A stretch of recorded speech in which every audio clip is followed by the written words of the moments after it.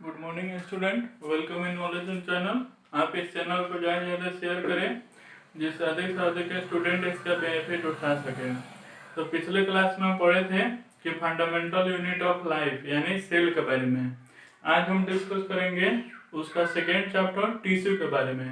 तो जानते हो कि smallest unit of our life क्या होता है? सेल होता है। बहुत सारे जब सेल मिलते हैं तो तुम्हारा क्या होता है? टिश्यू का फॉर्मेशन होता है। बहुत सारे टिश्यू मिलते हैं तो ऑर्गन का फॉर्मेशन होता है, और बहुत सारे ऑर्गन मिलते हैं तो ऑर्गन सिस्टम का फॉर्मेशन होता है, और उसके बाद ऑर्गेनिज्म का फॉर्मेशन होता है। तो यहाँ पे जो बहुत सारे सेल मिलकर टिश्यू का फॉर्मेशन करते हैं तो सेल का प्रॉपर्टीज क्या होना चाहिए? तो इसमें याद रखना कि सबका स्ट्रक्चर क्या होना चाहिए? सेम होना चाहिए। सभी सेल का फंक्शन क्या होना चाहिए? वो भी सेम होना चाहिए। और हैविंग कॉमन ओरिजिन आना चाहिए, यानी वह सेल जो सेम ओरिजिन यानी जहाँ पे सेल का फॉर्मेशन हो रहा है, यानी वहां पे सभी सेल का ओरिजिन क्या होना चाहिए? सेम होना चाहिए। उसका फंक्शन क्या होना चाहिए? सेम होना चाहिए। और उसका स्ट्रक्चर क्या होना चाहिए? सेम होना चाहिए। जब तीनों प्रॉपर्टी वाला सेल आपस में मिलता है तो उस कंडीशन में क्या होता है? टिश्यू का फॉर्मेशन होता है। ठीक है, ये नहीं कि डिफरेंट एक एनिमल का एक एनिमल का टिश्यू ले लो और एक मैन का टिश्यू मिल लो, दोनों मिलाओगे, सॉरी एक एनिमल का सेल लिए और एक मैन का सेल लिए, दोनों मिलाएंगे तो टिश्यू का फॉर्मेशन नहीं होगा। यानी वो कब फॉर्म होगा? तो सिमिलर स्ट्रक्चर होना चाहिए, फंक्शन भी सेम होना चाहिए, और ओरिजिन भी क्या होना चाहिए? सेम होना चाहिए। अब सेल जो है उसको दो पार्ट में डिवाइड किया गया है, एक है प्लांट टिश्यू और एक है एनिमल टिश्यू। यानी टिश्यू को दो पार्ट में डिवाइड किया गया, एक प्लांट टिश्यू और एक एनिमल टिश्यू। तो आज के क्लास में हम केवल किसके बारे में डिस्कस करेंगे? तो प्लांट टिश्यू के बारे में डिस्कस करेंगे। तो प्लांट टिश्यू का दो टाइप होता है, एक होता है मेरिस्मेटिक टिश्यू और एक होता है परमानेंट टिश्यू। मेरिस्मेटिक टिश्यू क्या किसके लिए रिस्पॉन्सिबल होता है? तो रिस्पॉन्सिबल फॉर ग्रोथ, यानी जो ग्रोथ ऑफ यानी टॉलरेंस जो होता है प्लांट का, वो किसके लिए रिस्पॉन्सिबल होता है? यानी उसके लिए कौन सा टिश्यू रिस्पॉन्सिबल होता है? तो यहाँ पे मेरिस्मेटिक टिश्यू। तो मेरिस्मेटिक टिश्यू में याद रखना कि यहाँ का जो सेल होता है बहुत एक्टिव होता है। क्यों होता है? आगे बताएंगे। यहाँ पे डेंस साइटोप्लाज्म, यानी साइटोप्लाज्म क्या होता है? सेल के अंदर जो फ्लूइड रहता है उसी को हम साइटोप्लाज्म कहते हैं। तो वहाँ पे जो साइटोप्लाज्म का अमाउंट होता है वो क्या होता है? बहुत अधिक होता है, और थीन सेल वाल होता है। और यहाँ पे नो वैक्यूल होते हैं, यानी जहाँ पे फूड स्टोरेज होता है उसी को हम क्या कहते हैं? वैक्यूल कहते हैं। तो यहाँ पे वैक्यूल प्रेजेंट नहीं होता है। अब यहाँ पे मेरिस्मेटिक टिश्यू जो है वो तीन टाइप का होता है, एक होता है एपिकल, एक होता है लेटरल और एक होता है इंटरकैलरी। तो सिंपल सा जानते हो कि एक तुम्हारा क्या होता है कि उसके सूट में यानी ऊपर वाले पार्ट में ग्रोथ होता है, एक मिडिल में ग्रोथ होता है, एक तुम्हारा उसके जड़ के पास ग्रोथ होता है यानी रूट के पास, और एक अर्थ के इनसाइड यानी रूट ग्रोथ करता है। तो याद रखना जो ऊपर वाला यानी सूट है और रूट है उसके लिए कौन सा रिस्पॉन्सिबल है, यानी कौन किस रिस्पॉन्सिबल होता है? तो एपिकल। जो उसका थिकनेस है यानी जो मिडिल वाला के लिए रिस्पॉन्सिबल कौन होता है? लेटरल। और जो उसके रूट के पास का जो रहता है मोटाई यानी रूट के पास का जो ग्रोथ होता है उसके लिए कौन रिस्पॉन्सिबल होता है? इंटरकैलरी। तो याद रखना मेरिस्मेटिक टिश्यू किसके लिए रिस्पॉन्सिबल होता है? तो ग्रोथ के लिए रिस्पॉन्सिबल होता है। तो ग्रोथ तुम्हारा चार जगह पर होता है, एक सबसे रूट में यानी सबसे टॉप पार्ट में जिसको हम सूट कहते हैं, एक सबसे अर्थ के इनसाइड जिसको हम क्या कहते हैं? रूट कहते हैं, और एक मिडिल में, और एक तुम्हारा क्या होता है? अर्थ से जस्ट ऊपर। तो यहाँ पे जो रूट और सूट में ग्रोथ होता है उसके लिए कौन सा टिश्यू रिस्पॉन्सिबल होता है? एपिकल। जो थिकनेस के लिए यानी जो मिडिल में होता है उसके लिए लेटरल। और जो यहाँ पे नोड्स ऑफ प्लांट यानी जो अर्थ के जस्ट ऊपर जो ग्रोथ होता है उसके लिए कौन रिस्पॉन्सिबल होता है? इंटरकैलरी। अब यहाँ पे जो मेरिस्मेटिक टिश्यू है वो तुम्हारा ग्रोथ के लिए रिस्पॉन्सिबल है। अब ये जो ग्रोथ ऑफ प्लांट होता है वो किसी पर्टिकुलर एज के पास जाके क्या हो जाता है? स्टॉप हो जाता है, यानी वो लगातार ग्रोथ होने नहीं ना रहता है, यानी एक पर्टिकुलर स्टेज पे जाके वो क्या हो जाता है? स्टॉप हो जाता है। तो जिस स्टेज पे जाके वो स्टॉप हो जाएगा उस समय का जो टिश्यू होगा उसको हम क्या कहते हैं? Permanent tissue. तो इसलिए यहाँ पे क्या होता है? ग्रोथ ऑलमोस्ट स्टॉप हो जाती है, यानी यहाँ पे ग्रोथ क्या हो जाता है? स्टॉप। और नोट में याद रखना कि meristematic tissue is convert after permanent tissue, यानी मेरिस्मेटिक टिश्यू ही कुछ समय के बाद क्या हो जाता है, परमानेंट टिश्यू में कन्वर्ट हो जाता है। अब यहाँ पे है कि जो परमानेंट टिश्यू है वो दो टाइप का होता है, एक होता है सिंपल और एक होता है कॉम्प्लेक्स। सिंपल क्या होता है, जिसमें केवल एक टाइप ऑफ सेल यानी सेम टाइप ऑफ सेल मिलके तुम्हारा यानी केवल एक ही सेल अगर उसमें पाया जाता है तो उसको हम सिंपल टिश्यू, और जब एक से अधिक सेल पाया जाता है तो उसको हम क्या कहते हैं, कॉम्प्लेक्स टिश्यू। तो सिंपल टिश्यू में क्या होगा, it contain one type of cell, यानी केवल एक टाइप ऑफ सेल इसमें प्रेजेंट रहता है, और इसमें क्या होता है, more than one type of cell. अब जो सिंपल टिश्यू होता है वो तीन टाइप का होता है, एक होता है पेरेन्चाइमा, इक्विलेन्चाइमा और एक एस्क्लेरेन्चाइमा। यानी एक होता है पेरेन्चाइमा, इक्विलेन्चाइमा और एक एस्क्लेरेन्चाइमा। तो पेरेन्चाइमा का काम क्या होता है, food storage and mechanical support, यानी इसका काम क्या होता है, फूड स्टोर करना और उसको मैकेनिकल सपोर्ट देना, यानी उसको क्या स्ट्रॉन्गनेस देना, जिससे अगर आंधी उंधी आएगा तो टूटे नहीं। यानी एक्सटर्नल कोई भी फैक्टर है उससे बचने के लिए मैकेनिकल सपोर्ट देना इसका काम होता है। उसके बाद इसके पास क्या होता है, यानी इसके सेल का प्रॉपर्टीज क्या होता है, तो इसके सेल के पास लार्ज इंटरसेलुलर स्पेस होता है। यानी जैसे टिश्यू क्या होता है कि बहुत सारे सेल मिलकर टिश्यू का फॉर्मेशन होता है, तो जो दो या दो से अधिक टिश्यू सेल मिलकर टिश्यू का फॉर्मेशन करेगा तो सेल के बीच में कुछ स्पेस होगा, तो उसको हम क्या कहते हैं, इंटरसेलुलर स्पेस। तो इसमें इंटरसेलुलर स्पेस क्या होता है, अधिक होता है। क्यों होता है, तो इसका काम क्या होता है, फूड स्टोर करना। तो जब इंटरसेलुलर स्पेस अधिक होगा उस कंडीशन में ना इसमें अधिक से अधिक फूड स्टोर हो जाएगा, तो इसलिए इसमें इंटरसेलुलर स्पेस क्या होता है, अधिक होता है। इसका जो सेल होता है ऑलमोस्ट लिविंग सेल होता है, और यहाँ पे थिन सेल वाला होता है। उसके बाद जो पेरेन्चाइमा है दो टाइप का होता है, एक होता है कोलोरेन्चाइमा और एक एरेन्चाइमा। तो कोलोरेन्चाइमा में क्या होता है कि वह टिश्यू जिसके पास क्या हो, क्लोरोफिल प्रेजेंट हो, यानी जो फोटोसिंथेसिस कर सके, उसको हम क्या कहते हैं, कोलोरेन्चाइमा। और वह टिश्यू जिसके पास एयर स्पेस प्रेजेंट हो, और वो एयर स्पेस किसके लिए रिस्पॉन्सिबल होता है, तो फ्लोट करने के लिए। जैसे कुछ प्लांट देखते हो, छोटे छोटे प्लांट देखते हो वाटर में, वो तुम्हारा क्या होता है, फ्लोट करता है। क्यों करता है, तो उसके पास कौन सा टिश्यू पाया जाएगा, एरेन्चाइमा टिश्यू पाया जाएगा। और एरेन्चाइमा के पास क्या होता है, एयर स्पेस होता है जो उसको फ्लोट करने में क्या करता है, हेल्प करता है। उसके बाद आता है कोलोरेन्चाइमा।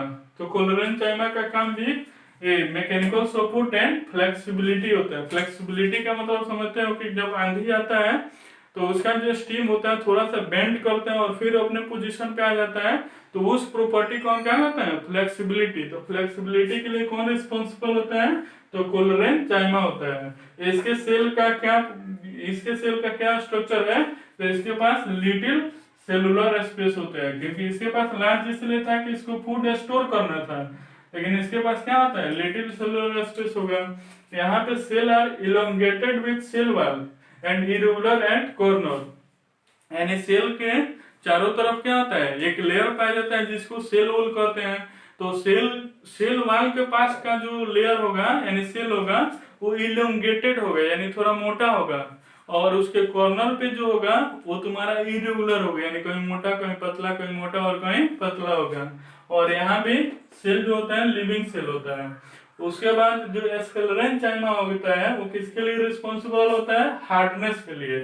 तो सिंपल से जानते हो कि जैसे सॉलिड में क्या है, पार्टिकल के बीच में गैप क्या होता है, कम होता है, जिसके कारण वो क्या होता है, हार्ड होता है। तो इसके बीच में क्या होगा, नो इंटरसेलुलर स्पेस, यानी इंटरसेलुलर स्पेस क्या होता है, नहीं होता है, जिसके कारण वो तुम्हारा क्या होता है, हार्ड होता है। और ये कहाँ पे पाया जाता है कि जैसे सीड कोट, जैसे यहाँ पे आम है तो आम का जो सीड होता है उसके ऊपर क्या होता है, एक लेयर होता है हार्ड, तो उस लेयर में कौन सा टिश्यू पाया जाता है, तो एस्क्लेरेन्चाइमा। या जो कोकोनट का हक्स है, यानी नारियल का जो नारियल होता है, नारियल के ऊपर से जो एक लेयर पाया जाता है हस्क, तो उसमें कौन सा टिश्यू पाया जाता है, तो एस्क्लेरेन्चाइमा। इसके बाद थिक सेल वॉल होता है, और ऑलमोस्ट ऑल सेल जो होता है वो तुम्हारा क्या होता है, डेड होता है। तो याद रखना प्लांट सेल तुम्हारा क्या होगा, दो टाइप का, मेरिस्मेटिक और एक परमानेंट। मेरिस्मेटिक ग्रोथ के लिए रिस्पॉन्सिबल होता है, परमानेंट तुम्हारा वहां पे ग्रोथ स्टॉप हो जाता है। और मेरिस्मेटिक तीन टाइप का, एक एपिकल, एक लेटरल और एक इंटरकेलरी। तो जो रूट और शूट में ग्रोथ होता है उसको एपिकल, वहां पे एपिकल टिश्यू पाया जाता है। जो मिडिल में जो थिकनेस उसका इंक्रीज होता है वहां पे लेटरल टिश्यू पाया जाता है। और जो वहां पे नोड्स ऑफ प्लांट यानी अर्थ से जस्ट ऊपर जो टिश्यू पाया जाता है उसको हम इंटरकेलरी कहते हैं। अब यही मेरिस्मेटिक टिश्यू कुछ दिनों के बाद क्या होता है, परमानेंट टिश्यू में कन्वर्ट हो जाता है। अब यहाँ पे जो परमानेंट टिश्यू है वो दो टाइप का, एक सिंपल और एक कॉम्प्लेक्स। तो अगर केवल एक टाइप ऑफ सेल से अगर कोई टिश्यू बना हुआ है उसको हम सिंपल परमानेंट टिश्यू बोलेंगे। अगर more than one type of cell से बना है उसको हम कॉम्प्लेक्स परमानेंट टिश्यू बोलेंगे। तो सिंपल परमानेंट टिश्यू में तीन टाइप का होता है, पेरेन्चाइमा, कोलेन्चाइमा, स्क्लेरेन्चाइमा। इसका काम क्या होता है, फूड स्टोरेज का। तो फूड स्टोरेज है इसीलिए इसके पास क्या है, लार्ज इंटरसेलुलर स्पेस है। क्योंकि लार्ज इंटरसेलुलर स्पेस होगा तो जितना ही स्पेस होगा उतना ही अधिक से अधिक क्या होगा, फूड स्टोर होगा। उसके बाद लिविंग सेल पाया जाता है, थिन सेल वॉल पाया जाता है। और ये दो टाइप का होता है, कि होता है कोलेरेन्चाइमा और एक एलोरेन्चाइमा। तो कोलेरेन्चाइमा के पास क्या होता है, यानी वह टिश्यू जिसके पास क्लोरोफिल प्रेजेंट हो उसको हम कोलेरेन्चाइमा कहते हैं। और वह टिश्यू जिसके पास एयर प्रेजेंट हो यानी एयर वैक्यूल प्रेजेंट हो उसको हम क्या कहेंगे, एरेन्चाइमा। तो ये एयर स्पेस क्या करता है, उस ऑब्जेक्ट को फ्लोट करने में हेल्प करता है। उसके बाद यहाँ पे कोलेन्चाइमा आता है, तो भी मैकेनिकल सपोर्ट एंड फ्लेक्सिबिलिटी। तो यहाँ पे एयर स्पेस अधिक होता है, यहाँ पे उससे कम होगा। और जो सेल होगा वो कॉर्नर पे वो इरेगुलर होता है, यानी कहीं मोटा होगा कहीं पतला होगा। और यहाँ पे लिविंग सेल पाया जाता है। और स्क्लेरेन्चाइमा में हार्डनेस प्रोवाइड करता है। तो हार्डनेस के लिए क्या होना चाहिए कि जैसे सॉलिड में इंटरमोलिकुलर स्पेस क्या होना चाहिए, कम होना चाहिए, तब ना उसको हार्ड होता है। तो उसी तरह ये भी हार्डनेस है। तो इस टाइप ऑफ सेल में इंटरसेलुलर स्पेस जो होना चाहिए वो तुम्हारा क्या होना चाहिए, कम होना चाहिए। इसीलिए इसके पास इंटरसेलुलर स्पेस नहीं पाया जाता है, इसलिए तुम्हारा क्या होता है, हार्ड नेचर का होता है। तो अभी यहाँ पे पढ़ेंगे कॉम्प्लेक्स परमानेंट टिश्यू। तो जो कॉम्प्लेक्स परमानेंट टिश्यू होता है दो टाइप का होता है, एक होता है जाइलम और एक होता है फ्लोएम। कॉम्प्लेक्स परमानेंट टिश्यू जानते हो कि more than one type of cell, यानी जो एक से अधिक टाइप ऑफ सेल से मिलकर जो टिश्यू बनता है उसी को हम कॉम्प्लेक्स परमानेंट टिश्यू कहते हैं। तो यहाँ पे एक आता है जाइलम और एक होता है फ्लोएम। तो जाइलम के पास क्या होता है कि थिक सेल वाल होता है, और इसके पास ऑलमोस्ट जो सेल होते हैं वो तुम्हारा क्या होता है, डेड होता है, यानी डेड सेल पाया जाता है। इसमें 4 टाइप ऑफ सेल से मिलकर रहता है, जिसको पहला नाम क्या है, जाइलम पेरेन्चाइमा। तो जाइलम पेरेन्चाइमा का क्या काम होता है, फूड स्टोरेज और conduction of water and mineral. यानी इसके पास क्या होता है, फूड वैक्यूल प्रेजेंट होता है। वो फूड वैक्यूल क्या करता है, फूड स्टोरेज में काम करता है। और conduction of water and mineral कैसे होता है वो आगे बताएंगे। उसके बाद यानी जाइलम पेरेन्चाइमा क्या होता है, तो फूड स्टोरेज का और conduction of water and mineral का काम करता है। जाइलम फाइबर क्या करता है, इसको मैकेनिकल सपोर्ट देता है, यानी उसको बेंड होने नहीं देता है, यानी उसको स्ट्रॉन्गनेस यानी इसको स्टेबिलिटी देता है। उसके बाद एक होता है ट्रेचिड और एक होता है वेसल। तो ये जो होता है एक ट्यूबुलर स्ट्रक्चर में होता है, जो यहाँ पे अर्थ से यानी एक क्या होता है, एक ट्यूबुलर स्ट्रक्चर होता है जो प्लांट के बीच में रहता है। तो जब अर्थ से वाटर एंड मिनरल जाता है ऊपर की ओर तो वाटर और मिनरल उसी ट्यूब से होके जाता है। तो वो क्या होता है, ट्रेचिड एंड वेसल होता है। तो इसका क्या फंक्शन क्या होता है कि tubular in structure, it help to vertical conduction of water and mineral. अब इसका फंक्शन क्या होता है, तो it transport water and mineral from the root to upper part of body. यानी इसका फंक्शन क्या होता है कि वाटर और मिनरल को रूट से अपर पार्ट ऑफ प्लांट में ले जाना। इसलिए इसका केवल एक ही डायरेक्शन होता है, यानी हमेशा ही रूट से ऊपर की ओर, क्योंकि वाटर और मिनरल क्या होता है, अर्थ में पाया जाता है, तो हमेशा अर्थ से ऊपर क्यों ले जाता है, तो इसके पास एक डायरेक्शन होता है, इसलिए इसको यूनिट डायरेक्शन में बोलते हैं। फ्लोएम क्या होता है कि ओनली फाइबर को छोड़ दो तो रेस्ट ऑल सेल जो होता है नॉन लिविंग होता है। यानी 4 सेल है तो फाइबर वाला सेल छोड़ के बाकी 3 जो है वो क्या होता है, लिविंग सेल होता है और ये डेड सेल होता है। तो इसमें 4 सेल कौन कौन होता है? तो फ्लोएम पैरेन्चाइमा, एक फ्लोएम फाइबर, एक कंपेनियन सेल और एक सोर्स ट्यूब। तो इसका क्या काम होता है? ये transport food from green part to non green part. Green part का मतलब जहाँ पे फूड फोटोसिंथेसिस के द्वारा प्रिपेयर्ड हो रहा है, और नॉन ग्रीन पार्ट का मतलब कि जहाँ पे जो फूड है वो प्रिपेयर नहीं हो रहा है, तो वहां पे ग्रीन पार्ट से नॉन ग्रीन पार्ट तक पहुंचाने का काम करता है। तो नीचे से ऊपर भी जा सकता है, ऊपर से नीचे भी जा सकता है, इसलिए इसको बाई डायरेक्शनल भी कहते हैं। अब यहाँ पे वाटर और मिनरल या फूड जो होता है वो कैसे ट्रांसफर करता है, इसको हम देखते हैं। तो उस कंडीशन में ये जो ट्रांसपोर्टेशन होता है, ट्रांसपोर्टेशन वो दो चीज का ट्रांसपोर्टेशन होता है। एक होता है वाटर प्लस मिनरल का, और एक होता है ये फूड का। यानी एक होता है वाटर एंड मिनरल का और एक होता है फूड का। तो वाटर और मिनरल जो है वो दो प्रोसेस के द्वारा ट्रांसफर होता है। एक होता है रेस्पिरेशन के द्वारा और एक होता है रूट प्रेशर के द्वारा। यानी वाटर एंड मिनरल जो होगा वो दो तरह से कंडक्ट किया जाता है, एक रेस्पिरेशन और एक रूट प्रेशर। तो रेस्पिरेशन क्या होता है?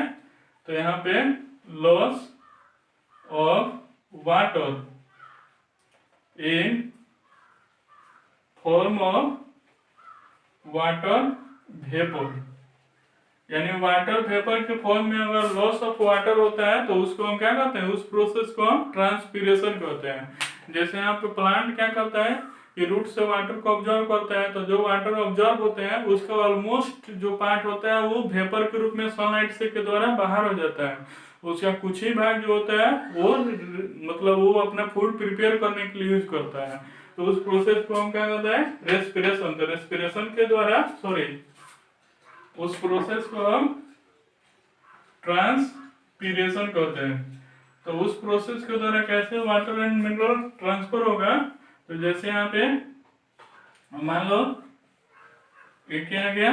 रूट आ गया, यहाँ पे ये प्लांट है, और ये जो है इसमें ये जाइलम टिश्यू है, ये जो है जाइलम टिश्यू है। तो उस कंडीशन में क्या होगा कि यहाँ पे ये वाटर का ड्रॉपलेट है, यानी यहाँ पे क्या है? वाटर ऑफ ड्रॉपलेट है, यानी ये जो है वो जाइलम है, जाइलम सेल है। अब यहाँ पे वाटर क्या होगा? Water evaporate due to sunlight, यानी सनलाइट से वाटर क्या होगा? इवेपोरेट। तो इस वेकेंट प्लेस को भरने के लिए वाटर जाएगा, फिर इसको भरने के लिए जाएगा, फिर इसको भरने के लिए जाएगा, फिर इसको ऐसे। तो ये वाटर क्या होगा? सेव होगा। अब जब यहाँ पे वेकेंट स्पेस हो जाएगा तो ये अर्थ से तुम्हारा क्या होगा? वाटर इसमें आके भर जाएगा। तो यहाँ पे अर्थ के द्वारा वाटर और मिनरल क्या हो गया? ऊपर की ओर जा रहा है ना। तो इसी प्रोसेस को हम क्या कहते हैं? ट्रांसपीरेशन। तो एक वाटर और मिनरल का किसके द्वारा ट्रांसपोर्ट किया जाता है? तो ट्रांसपीरेशन के द्वारा। एक रूट प्रेशर। तो रूट प्रेशर का मीनिंग क्या हुआ कि जैसे यहाँ पे ये कोई प्लांट है और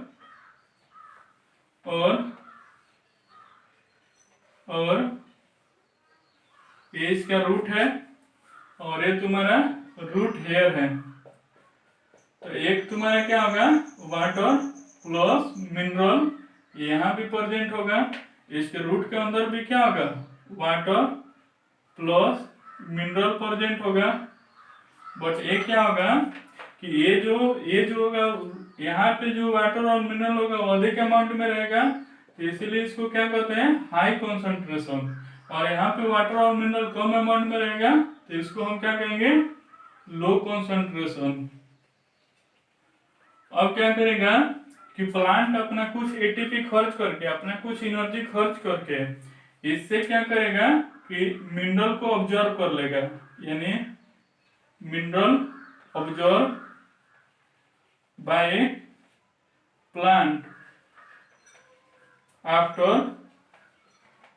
आफ्टर इन्वेस्ट एनर्जी, यानी अपना एनर्जी कुछ खर्च करके इसमें से क्या करेगा, मिनरल को ऑब्जर्व कर लेगा। और जब मिनरल ऑब्जर्व हो जाएगा इसमें, तो यहाँ पे जो होगा कंसंट्रेशन ऑफ मिनरल तुम्हारा क्या आ जाएगा, इंक्रीज हो जाएगा, क्योंकि पहले से मिनरल था और फिर यहाँ से मिनरल आके इसमें इंटर कर गया, तो यहाँ पे मिनरल का कंसंट्रेशन क्या होगा, इंक्रीज, लेकिन वाटर क्या होगा, डिक्रीज कर जाएगा। तो जब यहाँ पे वाटर क्या आ जाएगा, इसमें शिफ्ट हो जाएगा, किस प्रोसेस के द्वारा, ऑस्मोसिस के द्वारा। ऑस्मोसिस के द्वारा वाटर क्या आ जाएगा, शिफ्ट। तो यहाँ पे वाटर और मिनरल तुम्हारा किस प्रोसेस के जा रहा है, रूट प्रेशर के द्वारा जा रहा है। फूड का जो ट्रांसपोर्टेशन होता है उसको हम कहते हैं ट्रांसलोकेशन, यानी ट्रांसलोकेशन क्या होगा, ये process in which food is transfer from green part to non green part is known as translocation. यानी ग्रीन पार्ट से नॉन ग्रीन पार्ट में जो फूड का ट्रांसफर होता है उसी को हम क्या कहते हैं, ट्रांसलोकेशन कहते हैं।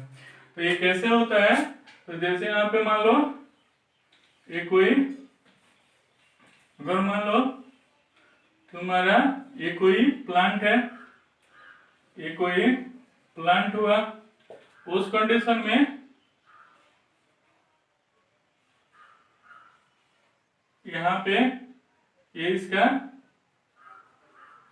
इसका लीफ हुआ, यानी ये क्या हो गया, ग्रीन पार्ट हुआ, जहां पे फूड क्या हो रहा है, प्रिपेयर्ड हो रहा है, यानी जहां पे फूड प्रिपेयर हो रहा है।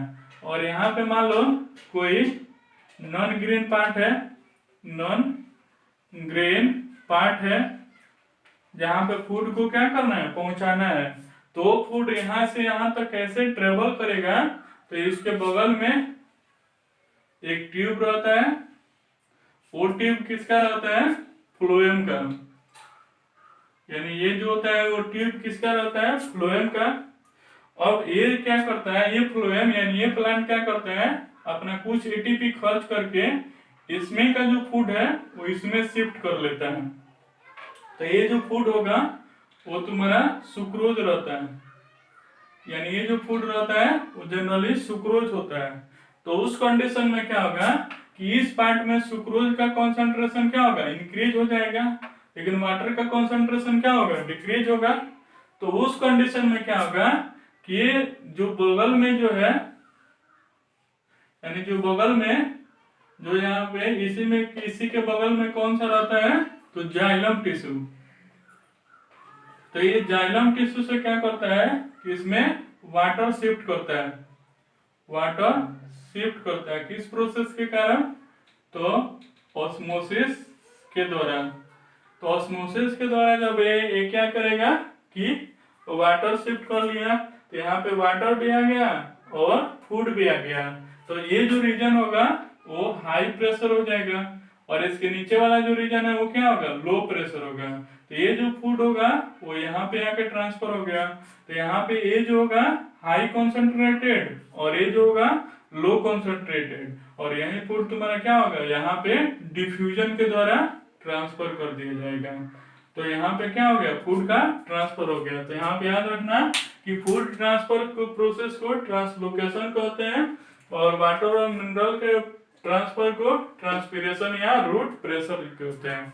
तो आज हम स्टडी किए प्लांट टिश्यू के बारे में, और नेक्स्ट स्टडी करेंगे एनिमल टिश्यू के बारे में।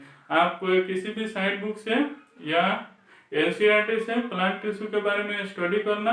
अगर उसमें कोई प्रॉब्लम आएगा तो कमेंट बॉक्स में लिखना है, व्हाट्सएप पे सेंड कर देना, उसका सॉल्यूशन मिल जाएगा। और नेक्स्ट क्लास में हम लोग स्टडी करेंगे एनिमल टिश्यू के बारे में। थैंक्स।